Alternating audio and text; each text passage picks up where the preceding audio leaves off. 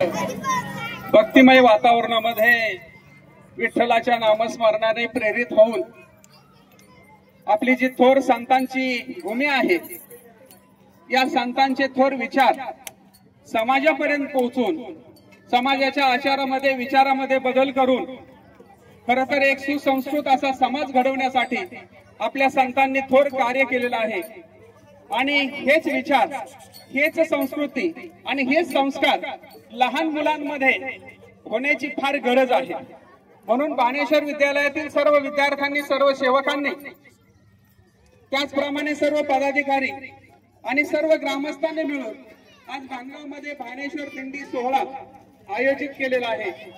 या विद्यार्थ्यांमध्ये संतांचे विचार येण्याबरोबरच आपल्याला या विद्यार्थ्यांची अभ्यासामधील प्रगती, खरं तर अध्यात्म टिकलं तर सर्व काही टिकणार आहे।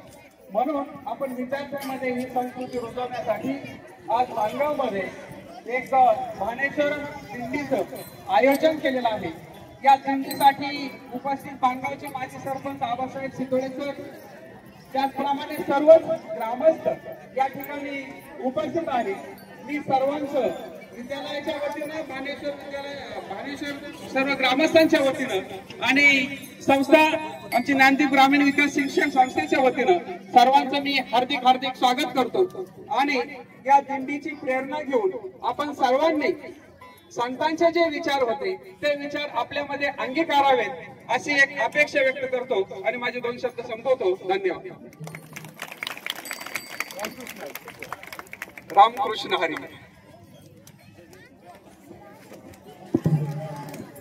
आज महाराष्ट्रभर सर्व वारकरी संप्रदायाची विठुरायाच्या पंढरीमध्ये सर्व वारकरी या ठिकाणी दाखल झालेले आहेत।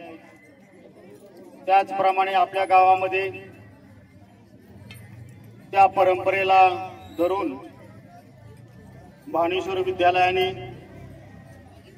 गावामधून ही दिंडी सोहळा आयोजित केला।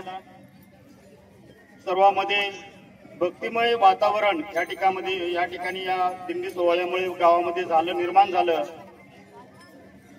या दिंडी सोहळ्याची प्रेरणा शेलार सर, सर्व शाळेचे मुख्याध्यापक शेलार सर, सर्व शिक्षक आणि विद्यार्थी यांचं मी धन्यवाद देतो आणि त्यांना शुभेच्छा देतो आणि या ठिकाणी थांबतो।